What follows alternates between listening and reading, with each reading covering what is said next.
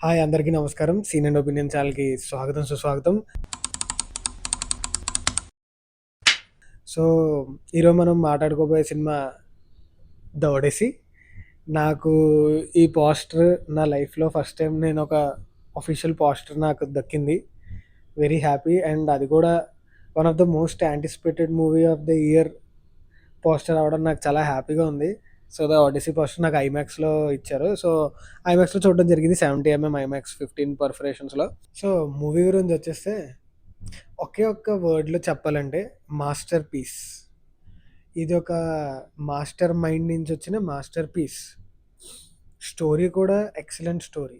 So, story గురించి మనం చెప్పం. ఎందుకంటే స్టోరీ ఆల్రెడీ ఉంది హిస్టరీలో. 2800 ఇయర్స్ బ్యాక్ హోమర్ రాసిన ఒక కథ అది. కానీ అడాప్ట్ చేయడం అంత ఈజీ కాదు.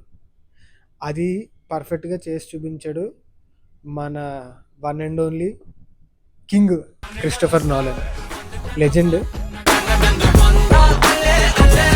ఆయన ఆయన అసలు డైరెక్షన్‌కి ఇంకా తిరుగులేదు. ఆయన స్క్రీన్ ప్లే కానీ, డైరెక్షన్ కానీ పీక్. చాలా బాగుంది. పర్ఫార్మెన్సెస్ మ్యాట్ డేమన్ అవనండి, టామ్ హాలండ్ అవనండి, అన్నా హ్యాథవే అవనండి, చార్లీన్ అవనివ్వండి, జెండాయా అవనివ్వండి, రాబర్ట్ ప్యాటిన్సన్ అవనివ్వండి, ఎవరైనా అవనివ్వండి, అందరూ చించి చించి పాడేశారు.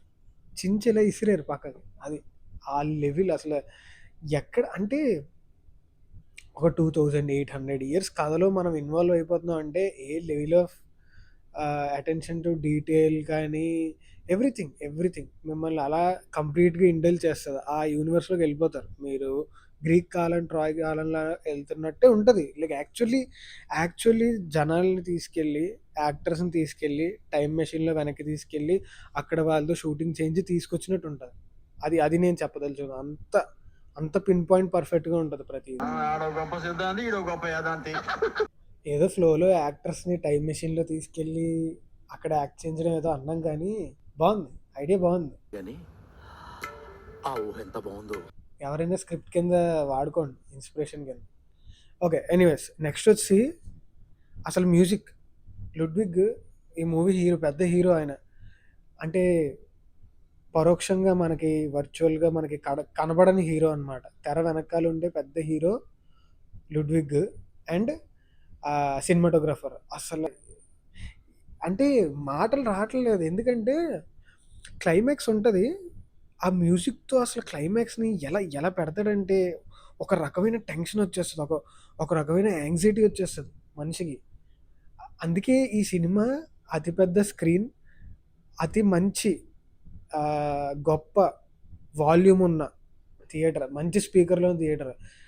కుదిరితే థియేటర్ మేనేజ్మెంట్ దగ్గరికి వెళ్ళి ఈ సినిమా చాలా ఇంపార్టెంట్, ఒక రెండు స్టెప్స్ ఎక్కువ పెట్టు సౌండ్ అని రిక్వెస్ట్ చేసైనా చేయించుకోండి. ఎందుకంటే ఈ సినిమాకి మ్యూజిక్ అట్ మోస్ట్ ఇంపార్టెంట్. ఎందుకంటే ఆ మ్యూజిక్ వచ్చినప్పుడు ఆ యాంగ్జైటీ మీకు రావట్లేదంటే సంథింగ్ ఈజ్ రాంగ్ అని అర్థం. ఎక్కడో ఏదో డిస్కనెక్ట్ అయిందని అర్థం.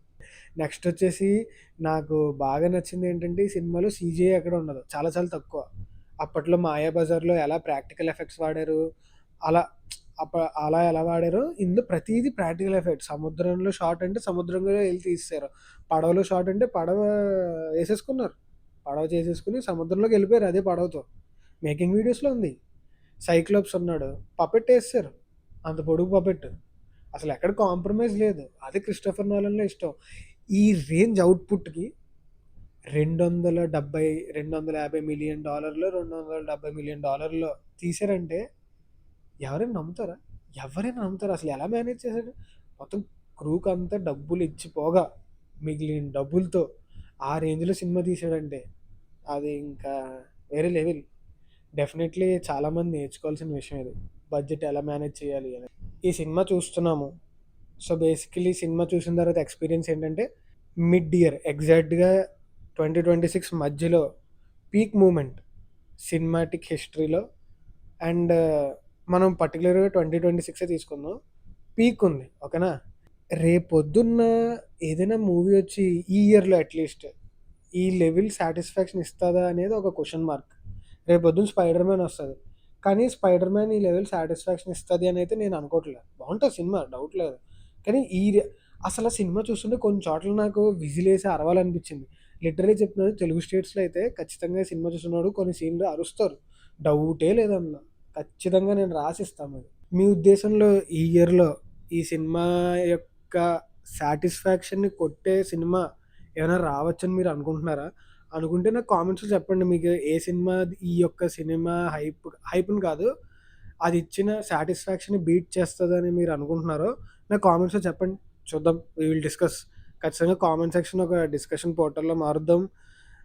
ఇంకా ఇంకా ఇంకా ఇంకా ఇంటరాక్ట్ అవుదాం సినిమా గురించి. అండ్ మీరు చూడకపోయి ఉంటే ఖచ్చితంగా సినిమా చూడండి. ఫ్యామిలీతో ఎళ్ళండి. ఏ ప్రాబ్లమ్ లేదు. 3 గంటల కంటే తక్కువ సినిమా కాబట్టి హ్యాపీగా చూడొచ్చు. మీ ఫ్యామిలీ వోళ్ళకి కూడా నచ్చుతది. అండ్ మీకు కూడా నాలాగే సినిమా చూసినప్పుడు రామాయణంతో ప్యారలల్స్ ఏమైనా అనిపించాయా అక్కడక్కడ అనేది గమనించి చూడండి ఒకసారి. ఆ! ఇది మీకు చిన్న సరదా టాస్క్ అనుకోండి. ఫర్ ఫన్ టాస్క్ అనుకోండి. రామాయణం ప్యారలల్స్ నిజంగా కనపడితే సినిమా చూసొచ్చాక నాకు కామెంట్స్‌లో చెప్పండి. కనిపించిందా లేదా అని. And Ramayanam parallel in the sense నాకు హోమర్ ఇప్పుడేదో కాపీ కొట్టి రాసాడని నా ఉద్దేశ్యం కాదు. అది ఆయనకి సొంతగా తట్టిన మైథాలజీ కథ కాబట్టి ఆయనకి సొంతగా తట్టిన కథే అయ్యుండొచ్చు. తప్పులేదు అందులో. ఒకే ఐడియా డిఫరెంట్ పీపుల్‌కి రావడంలో అసల అదేమి వింతేం కాదు. అదనమాట మన ఒడిసీ రివ్యూ. మనం త్వరలోనే మళ్ళీ కలుద్దాం. మరి మరో రివ్యూతో. అప్పటిదాకా సెలవు. మీరందరూ జాగ్రత్త. హీట్ వేవ్ చాలా బ్యాడ్‌గా ఉంది. ఎప్పటికప్పుడు మంచినీళ్ళు తాగుతూ ఉండండి. Coconut water, main coconut water తాగుతూ ఉండండి. ఎలక్ట్రోలైట్స్ తాగండి. మీ బాడీకి మంచిదది. అండ్ కూల్‌గా ఉండండి. లైఫ్‌లో కూడా, ఫిజికల్‌గా కూడా. Until then goodbye. Take care.